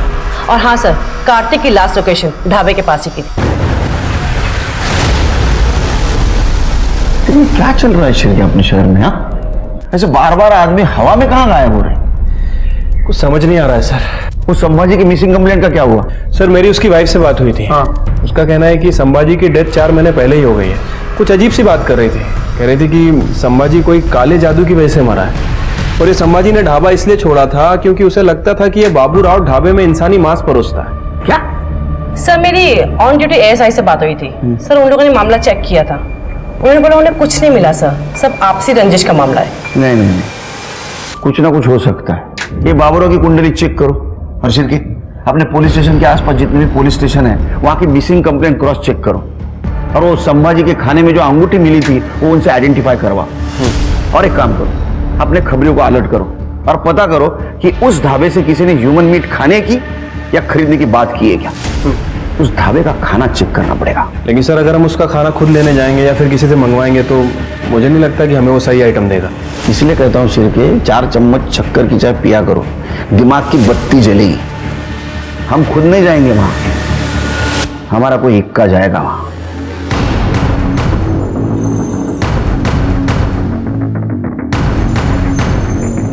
जी नमस्ते। नमस्ते। आपके पास चिकन मटन कुछ मिलेगा? हाँ सब मिलता है यहाँ। एक काम कीजिए, 5 प्लेट मटन दीजिए, मटन मसाला। 5 प्लेट? हाँ। एक मिनट मैं लिख लेता हूँ। और ये 15 जन के लिए चिकन कितना लगेगा? 5 प्लेट हो जाएगा। हाँ ठीक है, 5 प्लेट दीजिए। 20 रोटी दीजिए। जी। और अपने पास जीरा राइस है? हाँ। हाँ तो वो एक 10 प्लेट पार्सल दीजिए, और पीसेज जरा अच्छे से डालना। अरे आप खा के तो देखिए। 1000 रुपए हो गया। अच्छा रवि। हाँ ये ले, फटाक से बना, चलो कर। क्या पार्टी है क्या साहब? हाँ बस पार्टी ही समझिए। हम लोग के कंपनी का कॉन्फ्रेंस है 1 महीने के लिए, तो हम लोग इधर ही है। कंपनी ने पैसा दिया है होटल का खाना खाने के लिए, लेकिन ढाबे का खाना सबसे अच्छा और सस्ता है ना। इसलिए 1 महीना हम लोग आपके पास से ही खाना लेके जाने वाले हैं। फिर तो हम आपको डिस्काउंट भी देंगे। अरे क्या बात, थैंक यू। आप बैठे, आपका पार्सल तैयार होता है, तब तक आप चाय पीजिए। जी। दीपक साहब के लिए चाय ला।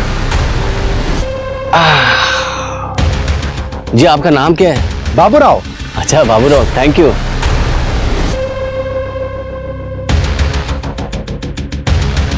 ए रवि, पार्सल तैयार हुआ कि नहीं? हाँ हाँ लवकर सब। हाँ एक से। चलो बाबू राव जी, थैंक यू।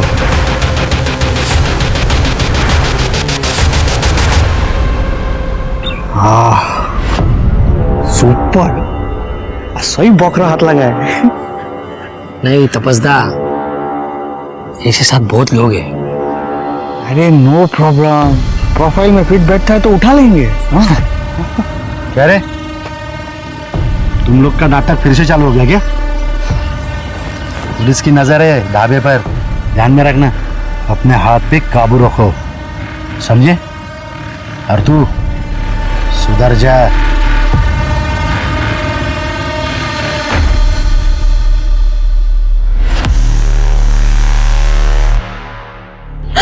भाई साहब ये मेरा बेटा है, यही रहता था। आपने कहीं से देखा है? हाँ? देखिए देखिए, ठीक से देखिए, कहाँ गया होगा? हाँ आपने इसे कहीं देखा है?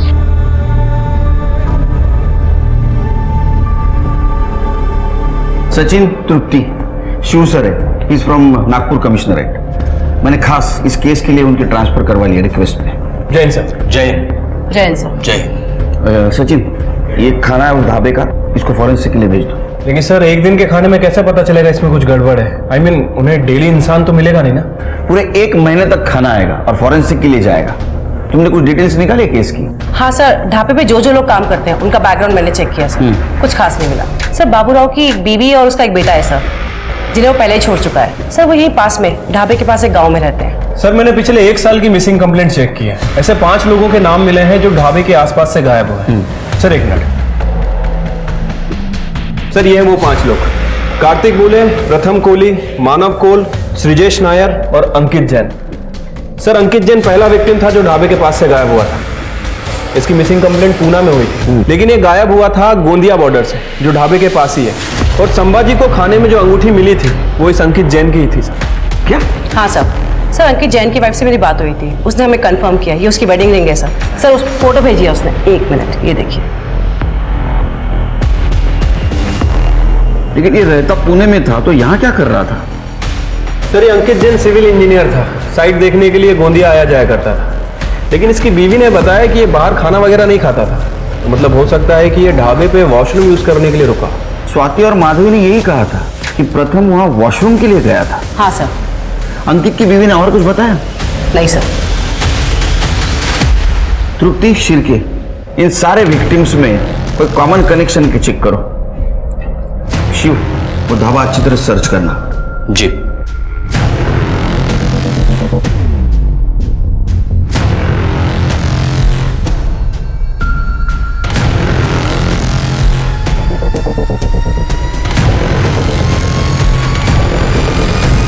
जिस दिन प्रथम गायब हुआ उस दिन तुम थे ढाबे में, क्या देखा तुमने?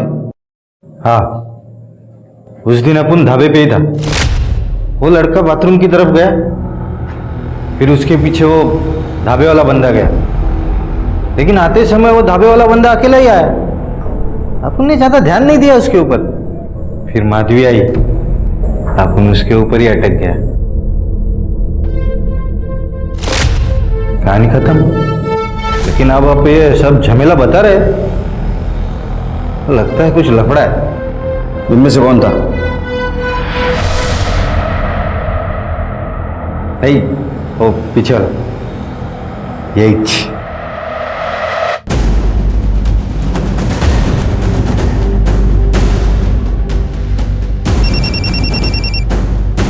हाँ सर। तपस के बारे में पता करो। ठीक है सर।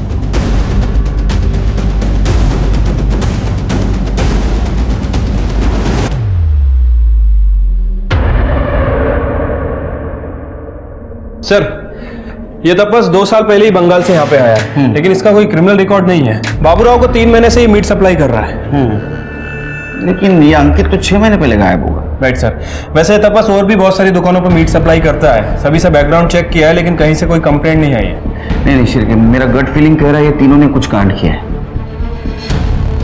एक काम करो, शिव को अलर्ट कर दो, और ये तपस, इसकी सारी इंफॉर्मेशन बंगाल पुलिस से निकलवा। Right sir.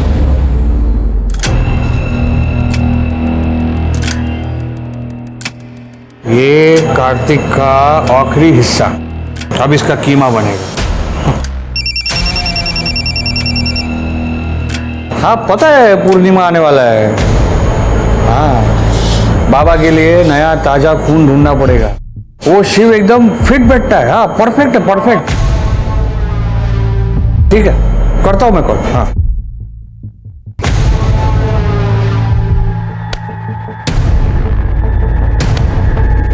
नमस्ते बाबूराव। अरे नमस्कार नमस्कार। पार्सल रेडी है? हाँ बस 10 मिनट। अच्छा, मैं टॉयलेट जाके आता हूँ। जी जी। ए दीपक, पार्सल रेडी करना।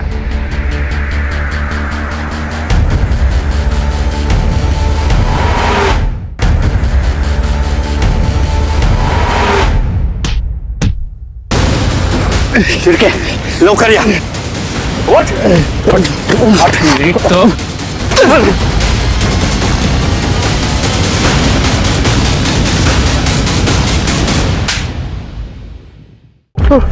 शिरके, ये लोगों को यहाँ इंजेक्शन देके इस स्टोर रूम में छुपा देता है। क्या रे? बाबूराव काका ने बोला था हमको ये करने के लिए। बाबूराव ने बोला? चल हम कुछ नहीं किए साहब। हम कुछ नहीं। क्या हो रहा है? क्या हो रहा है? ये तो थाम। चल पुलिस स्टेशन बताता हूँ क्या हो रहा है। चल।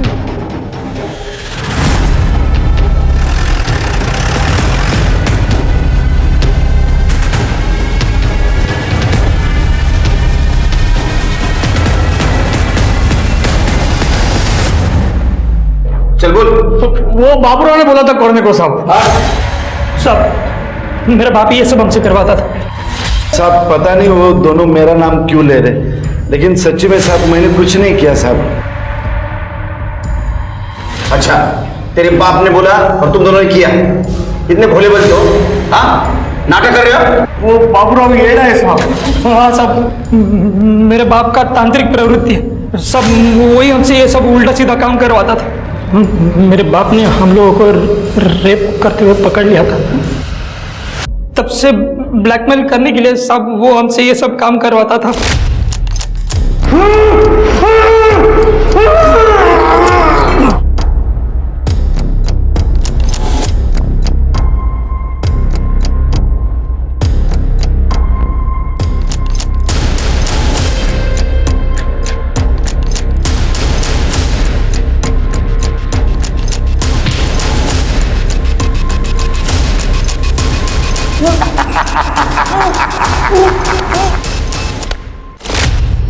इंसानी मांस? जी साहब, ये ऐसा काम मैं कभी नहीं करूंगा।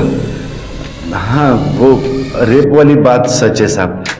ये दोनों ने हमारे यहाँ पे एक बाई थी काम करने वाली, उस पर रेप किया था। मैंने वो बाई को पैसे दे दिए थे साहब, और इन दोनों पे नजर रख रहा था साहब। ये लड़कीबाजी ना करे ये मैं सोच रहा था, लेकिन ये लड़की उठाएंगे ये मैंने कभी नहीं सोचा था।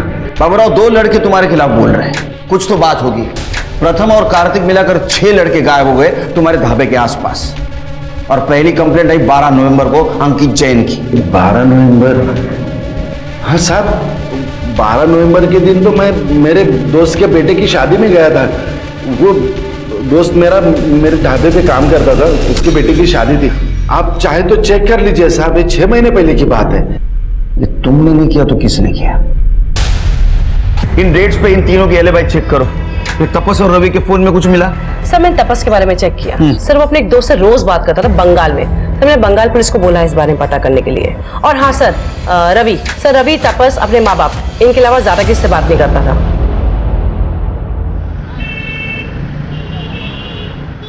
सर, मेरी बंगाल पुलिस से बात हुई है। सर, उनका कहना है कि ये तपस बचपन से ही बड़ा वॉयलेंट किस्म का लड़का था। अच्छा। घर में अपने जानवरों को मार दिया करता था। एक बार तो अपनी छोटी बहन का सर भी फोड़ चुका है। इसी वजह से घर वालों ने उसे घर से बाहर निकाल दिया। लेकिन रवि ये सारे झमेले में फंसा कैसे? सर आईटी डिपार्टमेंट से फोन था। सर तपस ने रवि को ये कुछ तंत्र सिद्धि के नोट भेजे थे सर ये तंत्र 7 जन्मों तक पति को साथ रखने के हैं। तपस ने रवि को क्यों भेजे? सर कहीं ये रवि गे तो नहीं है और शायद किसी से प्यार करता हूं, या फिर किसी औरत का हाथ है इस सब के पीछे?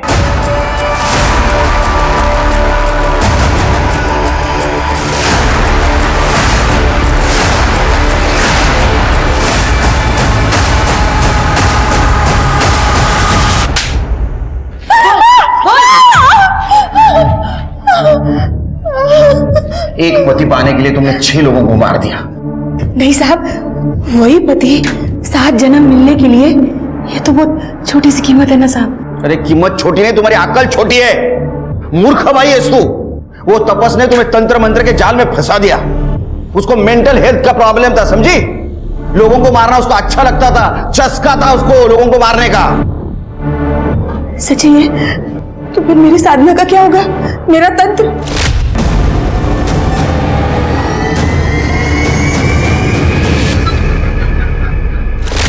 मेरा पति मेरे को 7 जन्म नहीं मिलेगा अभी। 7 जन्म क्या, ये जन्म भी नहीं मिलेगा अभी। लोग साधना क्यों करते? अपनी बुराइयों को काबू में करने के लिए। तुमने ये जो किया ये अंधविश्वास और क्राइम था।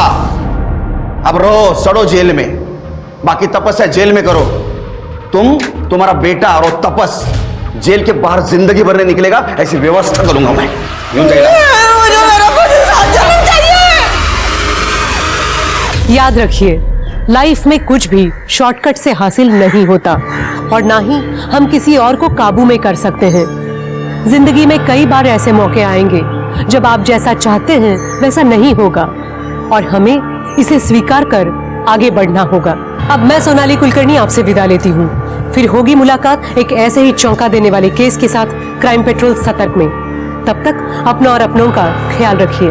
आप जानते हैं हम सब एक मुश्किल दौर से गुजर रहे हैं। कृपया मास्क पहने, सैनिटाइजर का इस्तेमाल करें और सोशल डिस्टेंसिंग ध्यान में रखें। देखते रहिए क्राइम पेट्रोल सतर्क। जय हिंद। इस तरह के और भी एपिसोड देखने के लिए हमारे चैनल को सब्सक्राइब करें और बेल आइकन दबाना ना भूलें।